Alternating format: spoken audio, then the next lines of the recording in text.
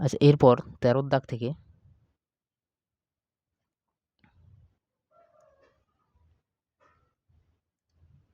বলছে পাইপ এ এবং বি 10 ঘন্টা এবং 15 ঘন্টায় যথাক্রমে একটি ট্যাঙ্ক পূর্ণ করে তারা একত্রে কত ঘন্টায় ট্যাঙ্কটি পূর্ণ করবে? যে 13 নম্বর, এ পূর্ণ করে কত ঘন্টায়? 10 ঘন্টায়। বি পূর্ণ করে কত ঘন্টায়? 15 ঘন্টায়। ঠিক আছে, তারা একত্রে কত ঘন্টায় পূর্ণ করবে?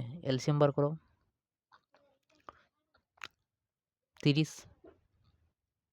15 দুগুণে 30, 15 দুগুণে 30, 10 তিনে 30। তাহলে একত্রে কত ইউনিট ভর্তি করতে পারে? 3 দুয়ে 5, এ প্লাস বি সমান 3 প্লাস 2 সমান 5 ইউনিট ভর্তি করতে পারে। ঠিক আছে, আর পুরো ট্যাঙ্কটা কত? 30 ইউনিট। তাহলে টোটাল টাইম কত লাগবে? 30/5, 5 6 30 মানে 6 ঘন্টা। এখানে যেহেতু ঘন্টাই দেওয়া আছে না, 6 ঘন্টা। ঠিক আছে, বি অপশানটা হয়ে যাবে। এরপর 16 নম্বর। ঠিক আছে,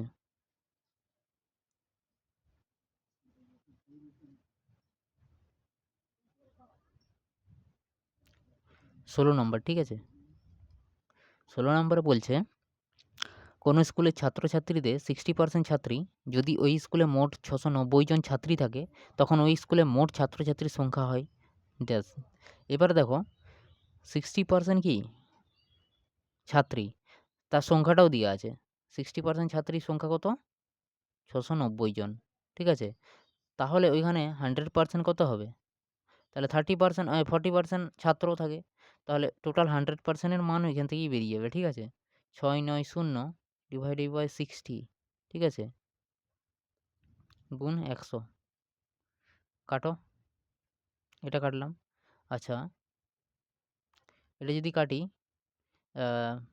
3 দুগুণে 6, 2 তিনে 6, আর 3 দুগুণে 6, 3 তিরিকে 9, 23। ঠিক আছে, আচ্ছা এটা 50,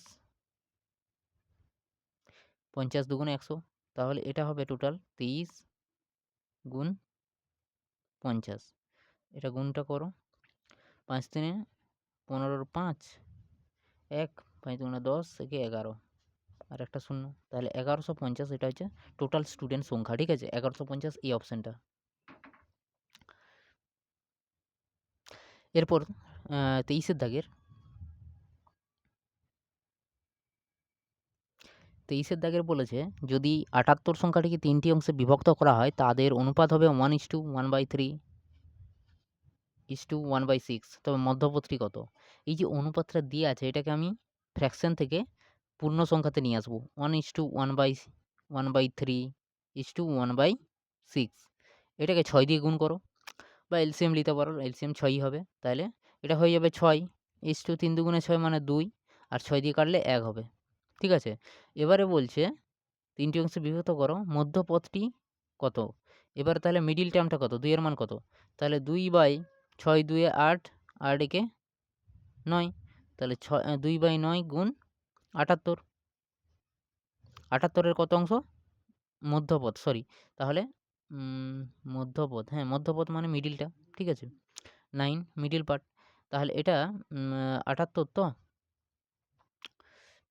3 দিয়ে কাটো, 3 তিরিকে 9, 3 দুগুণে 6, 6 দুগুণে 6 তিনে 18, 26। আচ্ছা 26, আচ্ছা 26 দুগুণে 52, 52কে 3 দিয়ে ভাগ করো, 3 একে 3, 2, 3 6 18, 2 4। ঠিক আছে, তো আর যাবে নি 16 পূর্ণ 4/3। না, কিছু একটা ভুল হলো, সরি এখানে 16 হবে নি, 17 হবে। ঠিক আছে, 7 3 21 হবে, এটা 21 হবে। তাহলে 22 থেকে 21 মানে 1। ঠিক আছে, এখানে 1 নামবে, তাহলে এগুলো হবে নি। 17 পূর্ণ 1/3, 17 পূর্ণ 1/3। ঠিক আছে, 17 পূর্ণ 1/3, সি অপশানটা হয়ে যাবে। আচ্ছা, এরপর 26 নম্বর 26 নম্বরে বলছে 280 মিটার দৈর্ঘ্যযুক্ত একটি ট্রেন 60 কিমি/ঘন্টা বেগে গতিশীল 220 মিটার দৈর্ঘ্যের একটি প্ল্যাটফর্ম অতিক্রম করতে ট্রেনটির কত সময় লাগবে? আচ্ছা, এখানে ট্রেনের দৈর্ঘ্য আর প্ল্যাটফর্মের দৈর্ঘ্য যোগ হয়ে যায়, ঠিক আছে? কোনো একটা ট্রেন যখন প্ল্যাটফর্ম অতিক্রম করে, ট্রেনের যেহেতু একটা লেন্থ আছে, সেক্ষেত্রে ট্রেনের লেন্থটাকেও অতিক্রম করতে হয় প্লাস প্ল্যাটফর্মের দৈর্ঘ্যটাকেও অতিক্রম করতে হয়, ঠিক আছে? তাহলে 280 প্লাস কত 220 যোগ করলে কত হয় 0, আর 2 10 0 1, 2 2 4 একে 5, ঠিক আছে? 500 মিটার, 500 মিটার। আর এখানে স্পিড দেওয়া আছে কত 60 কিমি/ঘন্টা, 60 কিমি/ঘন্টা, ঠিক আছে? এটাকে মিটার/সেকেন্ডে নিয়ে আসবো, ঠিক আছে? কত 5/18 দিয়ে গুণ করব, 5/18 দিয়ে গুণ করলে কত হয় 3 6 3 18, 20 3 60, আচ্ছা 3 দুগুণে 6, 10 দুগুণে 20, তাহলে 10 5 50/3, 50/3 এটা মিটার/সেকেন্ড, ঠিক আছে? এইবারে সময় সমান কি? টাইম সমান কি?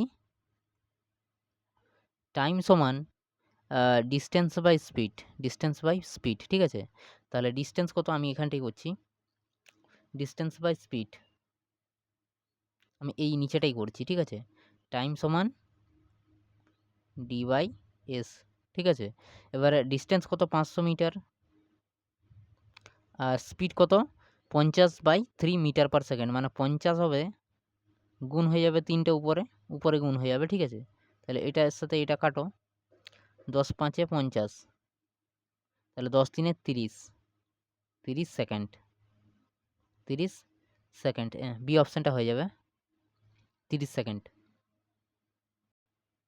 এরপর 28 দাগের 28 দাগের বলছে যে সরল সুদে কোনো টাকার 5 বছরে 1350 টাকা সুদ ও 8 বছরে 1620 টাকা সুদ হয়, ওই টাকার পরিমাণ কত? ক্যাপিটাল বার করা, প্রিন্সিপাল বার করতে বলেছে। তাহলে 8 বছরে কত হচ্ছে 1620, আর 5 বছরে কত 1350, এই দুটো বিয়োগ করো, তাহলে 0, 12 7 5 12, 3টে 4 হয়ে যাবে 2, তাহলে 270 টাকা পার্থক্য হচ্ছে কত বছরে? 8 থেকে 5 বাদ দিলে 3 বছরে, 3 বছরে এই টাকাটা সুদ হচ্ছে, ঠিক আছে? তাহলে 1 বছরে কত? এটাকে 3 দিয়ে ভাগ করো, 3 লং 27 মানে 90 টাকা। তাহলে 1 বছরের সুদ কত? 90 টাকা। 1 বছরের সুদ 90 টাকা। 1 বছরের সুদ যদি 90 টাকা হয়, 5 বছরের সুদ কত হবে? 9 5 45 মানে 450 টাকা। তাহলে 5 বছরের টোটাল কত ছিল? 1350 টাকা। আর সুদ কত? 450 টাকা। বিয়োগ করে দাও, 0 0, 4 বাদ দিলে 9, তাহলে 900 টাকা। আমার কত টাকা? 900 টাকা। সরি, 900 টাকা, ঠিক আছে? ডি অপশানটা হয়ে যাবে। এরপর 33 দাগের বলছে একটা সিরিজ দেওয়া আছে 2 5 10 17 26, ঠিক আছে? এটা করেছে কীরকম না 1 স্কোয়ার প্লাস 1 2, ঠিক আছে? তারপরে 2 square plus 1 4 5, 3 square, 3 square plus 1 9 10, এরকমভাবে যাচ্ছে। তার মানে 25তম পদটা কী হবে? 25 স্কোয়ার প্লাস 1, তাহলে 25 25 625 প্লাস 1 সমান 626 হয়ে যাবে, ঠিক আছে? এই অপশানটা হয়ে যাবে। এরপর 35 মানে 35 দাগের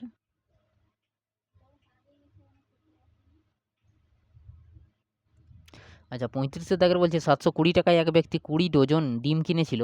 যদি ব্যক্তিটি 20% লাভ পেতে চায়, তবে প্রতিটি ডিমের বিক্রয় মূল্য কত? মানে এসপি কত, সেলিং প্রাইস কত, ঠিক আছে? আচ্ছা 20 ডজন সংখ্যাটা কত? 20 গুণিত 12 সমান 12 দুগুণে 24, 240টি ডিম। 240টি ডিমের দাম কত? 720 টাকা, ঠিক আছে? তাহলে একটি ডিমের দাম কত হবে? একটি ডিমের দাম কত হবে? 720/240, কাটো 0, তাহলে 24 3 72। তাহলে একটি ডিমের সিপি মানে সিপি একটা ডিমের সিপি আর কি কস্ট প্রাইস সমান কত? 3 টাকা। আচ্ছা, একটি ডিমের তাহলে সেলিং প্রাইস কত হবে? এই 3 টাকার উপরে 120% লাভ রাখতে গেলে কত বিক্রয় মূল্য হবে? তাহলে 3 গুণ 120% বাই 100, 0 0 কাটো, 5 দুগুণে 10, 6 দুগুণে 12, আচ্ছা 6 3 18, 18/5, তাহলে 5 3 15, 3 বাচ্চে 5 6 30, মানে দশমিক দিয়ে 6, ঠিক আছে? এই টাকাটা মানে 3.60 টাকা। এইটা হয়ে যাবে ডিমের এক একটা ডিমের সেলিং প্রাইস, ঠিক আছে? তাহলে সি অপশানটা হয়ে যাচ্ছে। এরপর 36এরটা,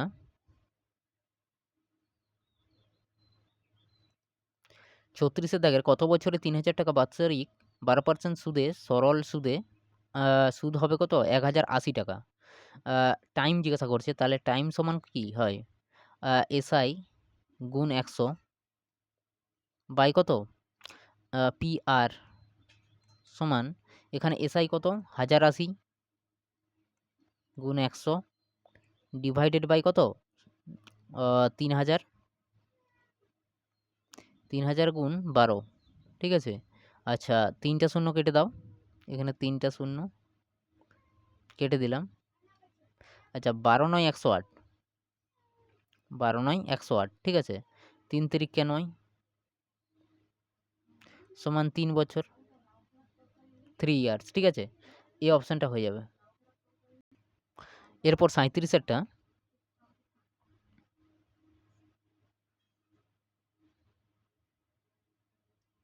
37এ বলছে বার্ষিক সরল সুদে নির্দিষ্ট হারে 16 বছরে কোনো টাকা দ্বিগুণ যদি দ্বিগুণ হয় বার্ষিক সরল সুদের হার কত? আচ্ছা দেখো, 1 টাকাটা 2 টাকা হয়ে যাচ্ছে কত বছরে? 16 বছরে। তাহলে সুদ কত? এসআই কত? 1 ইউনিট। তাহলে এই 1 ইউনিট সুদ হচ্ছে 16 বছরে, তাহলে 1 বছরে কত হবে? 1/16, 1/16 টাকা। তাহলে এটা হচ্ছে সুদ, এটা বাই আসল কত? 1 গুণ 100, তাহলে এটা নিচে 16 নেমে আসবে, তাহলে 1/16 গুণ 100, তাহলে 16 দিয়ে 100কে ভাগ করলেই আমার বেরিয়ে যাবে, দাঁড়াও,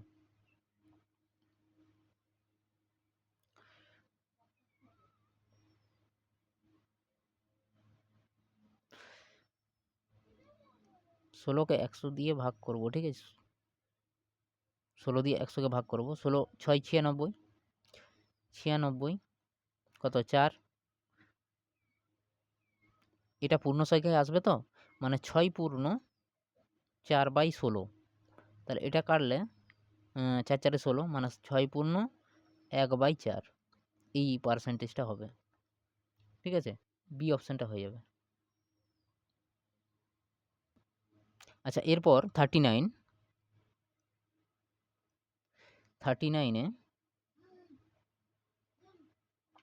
বলছে দুটি সংখ্যার অনুপাত 3:5 এবং তাদের লসাগু কত? 225, ছোট সংখ্যাটি কত? এখানে ধরে নিতে পারো যে এক্স হিসাবে ধরে নিতে পারো, ঠিক আছে? কেমন না, 3x একটা সংখ্যা আর 5x একটা সংখ্যা, এদের এলসিএম কত? এলসিএম হবে দুটা গুণ করে, দুটা গুণ বলতে এর মধ্যে কমন আর কি, ঠিক আছে? মানে 3 5 15 এক্স হয়ে যাবে, ঠিক আছে? দুটার মধ্যেই এক্স আছে মানে এক্স হয়ে যাবে, ঠিক আছে? একটাই এক্স বেরিয়ে আসবে, এক্স স্কোয়ার হবে না কিন্তু, ঠিক আছে? এক্স হবে। তাহলে এটার মান দেওয়া আছে কত? 225, তাহলে এক্স এর মান কত? 15, 225 15 15 225 হয় না, ঠিক আছে? তাহলে এর মান কত? 15, তাহলে এক্স এর মান 15, তাহলে ছোট সংখ্যাটি কত? 15 3 45 গুণ 3 সমান 45, ঠিক আছে? তাহলে 15 3 45, এই অপশানটা হয়ে যাবে।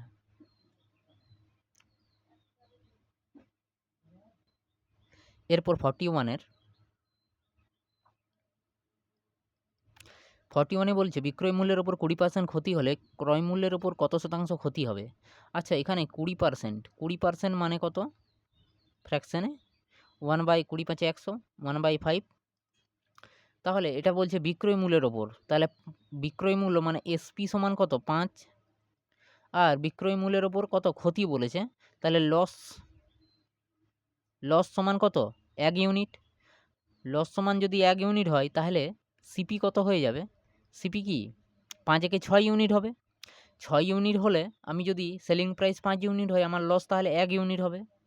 তাহলে এবারে বলেছে ক্রয় মূল্যের ওপর কত শতাংশ ক্ষতি, ক্রয় মূল্য কত 6, ঠিক আছে। তাহলে এই ক্ষতিটা যে ইউনিট ক্ষতিটা সেটা ক্রয় মূল্যের ওপর, মানে 6 এর উপরে কত ক্ষতি, 100/6 মানে 16/2/3 হয়, ঠিক আছে। এটা দেখবে 16/2/3%, ঠিক আছে, সি অপশানটা হয়ে যাবে। এরপর 43, আচ্ছা 43তে বলছে যদি 18টি চেয়ারের ক্রয় মূল্য 16টি চেয়ারের বিক্রয় মূল্যের সমান হয় তখন লাভের শতকরা হার কত। তাহলে 18টি চেয়ারের ক্রয় মূল্য মানে সিপি গুণ 18টি চেয়ার সমান কি হয়ে যাবে, বিক্রয় মূল্য 16টি চেয়ারের মানে এসপি গুণ 16। এবারে সিপি বা এসপি করলে কি হয়, আচ্ছা 16 ডিভাইডেড বাই 18 কাটো, 4 তো 8 দুগুণে 16, 9 দুগুণে 18, তাহলে সিপি কত, সিপি হচ্ছে 9, সিপি হচ্ছে কত 8 আর এসপি কত 9, তাহলে এক্ষেত্রে লাভ হয়েছে। তাহলে প্রফিটটা কত 9 - 8 সমান 1 ইউনিট। তাহলে শতকরা হার কত 1/8 গুণ 100 করলে কত হয় দেখো, তাহলে 8 একে 8, 2 0, 8 দুগুণে 16, আচ্ছা 12 12.5%, 12.5%, ঠিক আছে 12.5%, 100/8 মানে 12.5% আর কি, ঠিক আছে। তাহলে 12 পূর্ণ 1/2 এ অপশানটা হয়ে যাবে। আচ্ছা এরপর 44 বলছে একটি পরীক্ষায় 93% ছাত্র পাস করেছে এবং 259 ছাত্র ফেল করেছে, তাহলে ওই পরীক্ষায় মোট কতজন ছাত্র উপস্থিত ছিল। আচ্ছা দেখো এখানে 93% কী করেছে, পাস করেছে, তাহলে পাস করেছে 93, তাহলে ফেল করেছে কত 7%, 7% কি ফেল করেছে। এই 7%ই মান দেওয়া আছে কি 259, মান দেওয়া আছে কত 7%, তাহলে ওই পরীক্ষায় মোট কতজন ছাত্র উপস্থিত ছিল 100%, 100%-এর মান কত। তাহলে 7 দিয়ে কাটলে 7 3 21, 7 4 28, 7 3 21, 4 7 7 49, ঠিক আছে। তাহলে কতজন 3700 জন, 3700, ঠিক আছে। এই অপশানটা হয়ে যাবে, এই অপশানটা। আচ্ছা এরপর 46 বলছে কি 46 কি বলছে, যখন যদি এই যে এইখানে যে সংখ্যাটি দেওয়া আছে সেটি 11 দ্বারা বিভাজ্য হয় তখন এর মান কত হবে। দেখো এর মান কত হবে, 11 দ্বারা বিভাজ্য মানে sum of odd place minus sum of even place, এইটা সমান কি হয়ে যাবে 0 হবে, 0 বা 11-র গুণিতক হবে, মানে 11 হবে, 11 দুগুণে 22 হবে, এরকম হবে, ঠিক আছে। তাহলে কি হবে সেটা 11 দ্বারা বিভাজ্য হবে। এখানে আগে অড এবং ইভেন প্লেসের যোগফল বিয়োগফলটা দেখে নিই, তারপরে কত দিয়ে যাচ্ছে দেখা যাবে, ঠিক আছে। তাহলে 7 and 3 8 a 6 a এটা আছে তো। এবারে এই যে এইটা কি, এটা হচ্ছে অড প্লেস, এইটা তারপর এইটা তারপর এইটা, এগুলো কি অড প্লেস। তাহলে অড প্লেসের জায়গায় অড প্লেসের সংখ্যা বসাবো, তাহলে 3 প্লাস 2a মাইনাস ইভেন প্লেসে কত আছে দেখো 7 8 7 14 15, 15 6 21, এটা সমান কত 0 হবে। এবারে 2a সমান, তাহলে 2a সমান করে দিই, এটা 21 থেকে 3 বাদ দিলে মাইনাস কত 18 হবে। তাহলে এটা 18টা এই পাশে চলে যাবে। তাহলে a সমান কত? 18/2 সমান 9 হবে। তাহলে এর মান 9 হলে কি মানে বি অপশনটাই আছে। আচ্ছা, এরপর 47 এ বলছে কোনো বস্তুর যদি কোনো বস্তুর ক্রয়মূল্য বিক্রয়মূল্যের অনুপাত হয় 5:6 তখন লাভের শতকরা হার কত? এটা কিছুই নয়। তাহলে ক্রয়মূল্য কত? 5, সিপি কত? 5, এসপি কত? 6, এদের ডিফারেন্স কত? প্রফিট কত? 1 ইউনিট। তাহলে 1/5 গুণ 100, 20 × 100, 20% কত হবে? লাভের শতকরা হার 20%। বি অপশনটা হবে। এরপর 49 এ বলছে এ এর 1/3, বি এর 70% সমান সি এর 0.6 এর মানে হয়, তখন a/b/c এর মান কত হবে? দেখো a/3 সমান কি b এর 75%। এটা কীরকম হবে না 25 × 3 = 75, 25 × 100 মানে 3b/ কত হয়ে যাবে? 4 হয়ে যাবে। 25 × 25 = 100 এইটা। তাহলে এক্ষেত্রে এ আর বি এর আমরা বার করাবো, অনুপাত বার করাবো। দেখো তাহলে এটা হয়ে যাবে 4a সমান 3 × 9b, a/b সমান 9/4। তাহলে এ বি এর মান হয়ে গেল কি 9/4, ঠিক আছে? 9/4, ঠিক আছে? তাহলে a/b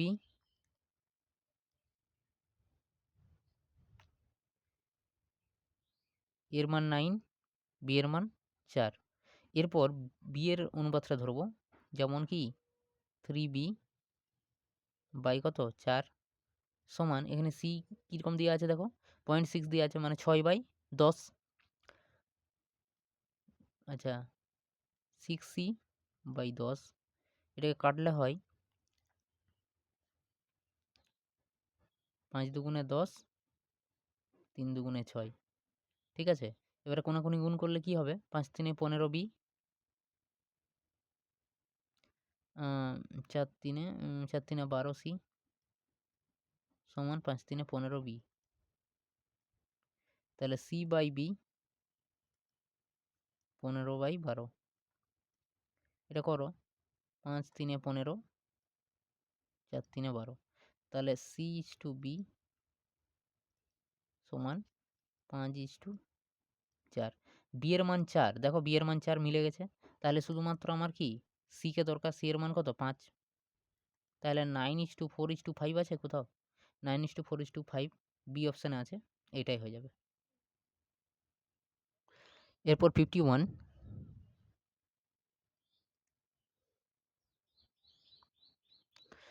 কোনো বস্তুর ক্রয়মূল্যের ওপর 2 বার ক্রমাগত ডিসকাউন্ট মানে 10% আর 20% দিলে ওই বস্তুর বিক্রয় মূল্য হয় কত? 720 টাকা। ওই বস্তুর ক্রয়মূল্য কত আর কি?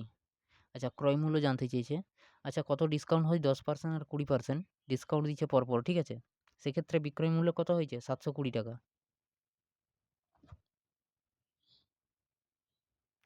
আচ্ছা, 10% আর 20% ছাড় দিয়েছে, মানে যদি 10% ধরি, 10% সমান 1/10 ফ্র্যাকশন ভ্যালু। তাহলে 10 টাকা যদি আমার কি বলছে এটা, ক্রয়মূল্যের ওপর ক্রয়মূল্য হয়, সেখানে 1 টাকা ছাড় দিয়েছে, তার মানে কত? 9 টাকায় বিক্রি করেছে, মানে 9/10 বিক্রি করেছে। আরেকটা কত? 20%, 20% সমান কত? 1/5, সেটা কত দাম হয়ে যাবে? ছাড় দেওয়ার পর এসপি কত হবে? 4/5, ঠিক আছে? তাহলে সিপি গুণ 9/10 গুণ কত হয়ে যাবে? 4/5 সমান এটারই দাম কত? 720 টাকা। 4 দিয়ে কাটো, 18 × 4 = 72, 180। আচ্ছা, 9 দিয়ে কাটলে কত হবে? 9 দুগুণে 18, 20। তাহলে নিচে 10 আছে আর 5 আছে, 50 আছে। তাহলে সিপি সমান কত হয়ে যাবে?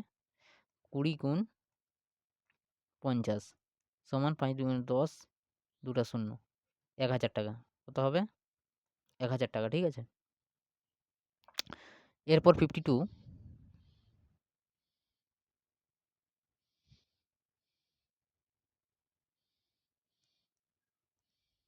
52 তে বলছে দুটি সংখ্যার অনুপাত 2:3, যদি প্রত্যেক সংখ্যা 4 করে বৃদ্ধি পায় তবে তখন তাদের অনুপাত হয় 5:7। সংখ্যা দুটির অন্তর হয় কত? আচ্ছা, দুটি সংখ্যার অনুপাত 2:3 দেওয়া আছে। আর 4 যোগ করার পর, 4 বৃদ্ধি করার পর এটা হয়েছে কত? 5:7, 5:7। আচ্ছা দেখো তো ডিফারেন্সটা কত? 2 একে 3, আচ্ছা 5 2 এ 7, 2 এর ডিফারেন্স হচ্ছে না। তাহলে এই রেশিওটাকে চেঞ্জ করতে হবে। কতয় চেঞ্জ করব দেখো? 2 দিয়ে গুণ করে দাও। 2 দিয়ে গুণ করলে হবে 4 দুগুণে 8, আচ্ছা 2 দুগুণে 4, 3 দুগুণে 6। তাহলে দেখো এবারে 2 এর ডিফারেন্স, এখানেও 2 এর ডিফারেন্স। এই অনুপাতটা নিয়ে এবারে কাজ করতে হবে, ঠিক আছে? তো এবারে এর থেকে 4 থেকে 5 1, 6 থেকে 7 1, 1 সমান কত? 4। এদের ডিফারেন্স দরকার, মানে 2 এর ডিফারেন্স, মানে 4 দুগুণে 8, ঠিক আছে? এইটা অ্যান্সার হবে। এই অপশানটা হয়ে যাবে, ঠিক আছে? আচ্ছা এরপর